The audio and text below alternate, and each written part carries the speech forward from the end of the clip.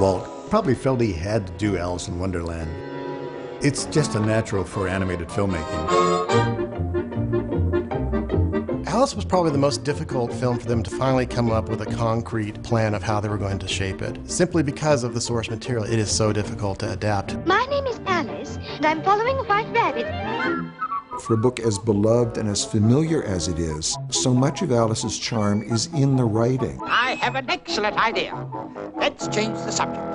It presents very special challenges trying to adapt it to the screen. Well, Alice in Wonderland has always been compelling fodder for filmmakers because there's so much material there. And what's interesting is that every version has been a different adaptation. Walt Disney loved the story of Alice in Wonderland. He tried many times to make it. And it really wasn't until he saw Mary Blair's artwork that he realized he could make the film. There are pieces of the film that are totally indelible, totally memorable. It doesn't grab your heartstrings in the same way that Bambi or Pinocchio or Dumbo does, but it's sure fun along the road.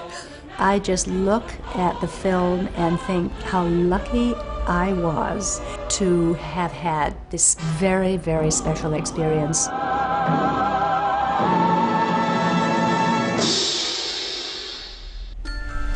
Alice in Wonderland began as a story that Lewis Carroll, Charles Ludwig Dodson, told three sisters of whom he was very fond. These were the little girls, the daughters of a dean at Oxford whom he knew. And they went on a boating trip one day. It was actually rather drizzly.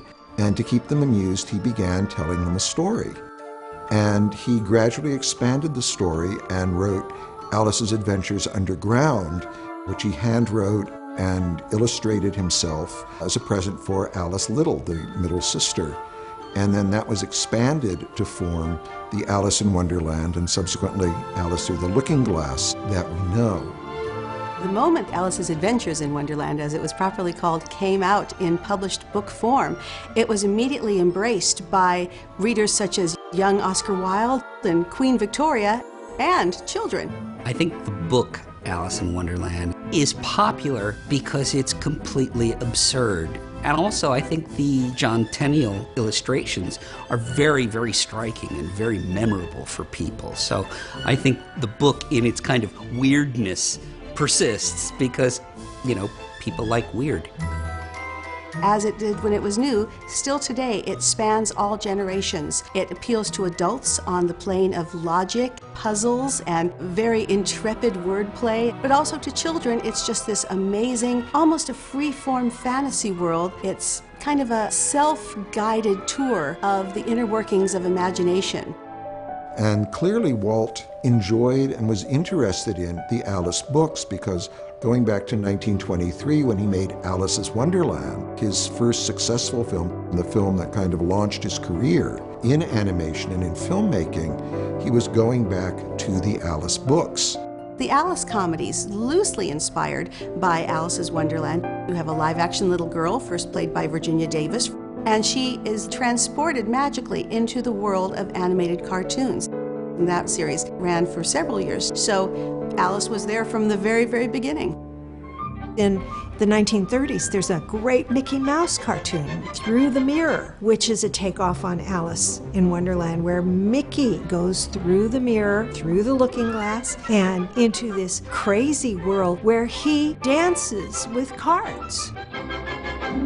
Actresses such as Mary Pickford, the Queen of Hollywood and the silent film sweetheart of America, were very interested in portraying Alice. In the late 1930s, Walt Disney was still trying to figure out how to get Alice up on film. There was a full story reel of the Alice film that was put together in 1939, and the artwork that's in it was pretty much all the work of an Englishman named David Hall. David Hall's illustrations are fabulous. They owe a lot to Tenniel, but they're very, almost grotesque in some places. And there's a darkness, not perhaps as whimsical as Walt would have liked, but still, he's working on this. 1937, 1938, 1939. But then Walt's hit by World War II, and all production on Alice in Wonderland comes to a screeching halt. And if you look at David Hall's storyboards, there are a lot of shots that wound up in the final movie 20 years later. Let go! Well, I'm looking for a white rabbit. There'd been a mention of perhaps Ginger Rogers starring in a combination live-action animation Alice in Wonderland, but that went away very quickly, and all that really remains of the idea is a record album with the story and some songs, and there's a picture of Ginger Rogers as Alice in Wonderland. Even the writer and essayist Aldous Huxley worked on a screenplay for Alice in Wonderland, and ultimately it was not proven to be successful because it was too literally an adaptation of Carol. Clearly, Alice was something that stayed with Walt, and it took a long time for him to sort of find a way to do it. It took 20 years for them to finally get to where they were happy with it, and it was really all because of Mary Blair's styling. For those who don't know Mary Blair was a concept artist and art director at the Disney Studios. A concept artist would provide tons of concept paintings and color palettes that would actually inform how the entire movie looked. Mary Blair really was what turned the film around from its original, more Tenniel-looking origins. She influenced this movie to a great deal, as she did with Peter Pan and Cinderella. Did you ever see such a beautiful dress? The early 50s were really the Mary Blair years in terms of art direction and color. Mary Blair came into her own as a unique stylist on the South American tour that she took with Walt Disney and El Grupo, as they called them, down for the Good Neighbor Policy films in the early 40s. She had started out working in kind of a California watercolor school style, and when she went to South America, I think the colors and the patterns and the boldness of the jungles and the flowers and the birds just inspired her. And she began working in a much more stylized way with very bold graphics, very bright colors. She did stuff that was kind of warped perspective and flattened and weird. I mean, this was really the tailor-made project for Mary Blair. Curiouser and curiouser. The card sequence, it's a favorite of mine. The use of gray and red, you know, the boldness of red and black. She would just charge in there and just use colors in such a marvelous way. She's very well thought of in animation circles, and her style and her palette especially influenced contemporary films to this day. I'm late for a very important date. One of the things that Walt did to make this cohesive was to give it a very strong sense of musical storytelling. Oh, a sailor's life is a life for me. There are more songs on screen in Disney's Alice in Wonderland than in any other Disney feature film. Little bread and butterflies kiss the tulips. The music and the look of Alice worked exceedingly well, but Walt struggled with the story. Walt felt that there was something in this story that he dearly loved, but he didn't know what to do with it, and he kind of looked to the animators and the story people to give him something. You had an all-star cast of animators here on this movie. You had the greats. You had Milt Kahl, you had Frank Thomas and Ollie Johnston, you had Ward Kimball, and you had a lot of people alongside of them doing really, really good animation. By that time, the animation department was run by the 9 old men, Walt Disney's key animators, who really did all the movies from the 50s through the 60s into the early 70s. Who are you? I hardly know, sir. I was involved with every scene, not only with the voice part, but Walt wanted me to do the live action. And the live action is basically just for inspiration for the artists. The Mad Hatter scene comes to mind right away. They brought in the old vaudevillian Ed Wynn to do the Mad Hatter, and he just went to town, and they recorded the sound with it as well, you know, and he just was classic ad-libbing, horsing around. This is the nun's birthday party. On birthday? Certain things would just end up happening that was not what was rehearsed. What are you talking about? Tea? Oh, I never thought of tea, of course. Tea. And then we'd all end up laughing and just having a great time. Sugar, 2 spoons, just 2 spoons, thank you, yes. And then they brought Ed Wynn back into the booth to record his lines clean. But they weren't as funny as the extemporized performance that he gave for the live-action reference. Mustard, yes, but mustard? Don't let's be silly. So they went back to that, and what you hear on the actual soundtrack is what he put down in that live-action reference tape. Lemon, that's different. They knew they were never going to get that performance again.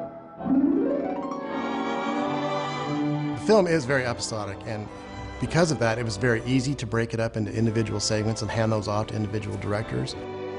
They all try to outdo each other, so they become these vignettes of showpieces where she goes from one surreal adventure that looks fantastic and is outrageous into the next one. It's probably an unexpected benefit. The way that the film was made is what makes it so easy to remember and to recollect and identify with those individual moments. Alice in Wonderland, because it isn't one of the great narratives, is sometimes an easy movie to dismiss. But the more you think about it, it's actually had quite a huge effect on popular culture. You know, the images, the songs, the animation, all of that stuff really, really rests in our collective soup here. There are certain iconic moments in the movie, like the Queen of Hearts bellowing, "Off with your head!"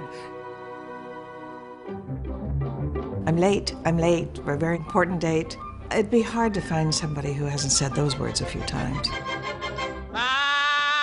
Very merry birthday to me, to me. Oh, yeah. The whole idea of the unbirthday is so iconic. If you walked up to anybody and said, "Sing the unbirthday song," I'll bet they could. They heighten it up in the movie, too, with dialogue. "Oh, it's my unbirthday, too." Today, you know, is my unbirthday. Why, my dear, today is your unbirthday, too. There's a lot of that kind of stuff in this movie. When Walt Disney does a film, it just becomes part of our consciousness. You keep seeing that Disney film in the back of your mind. Walt's films have a habit of doing that. Alice in Wonderland captivates our collective imagination. Certainly, if you go to Disneyland Park, you'll see one of the most popular rides at Disneyland, the teacups and the Alice in Wonderland ride. Alice in Wonderland is the only feature film to actually have 2 attractions at Disneyland. Lewis Carroll's characters continue to capture the imagination, and filmmakers can't seem to resist the story. If you look at the broad spectrum of the Alice stories, there is so much richness and there are so many things to choose from that any one movie can only take a small angle of it. Alice in Wonderland is a strong enough, popular enough book to be reinterpreted by lots of different people. And I think that'll be the way that Alice continues for the next several hundred years. I think it's going to be something that each person that comes along with a particular approach to the storytelling and music is going to find another avenue to explore this incredibly rich story. It's almost impossible to mine it dry.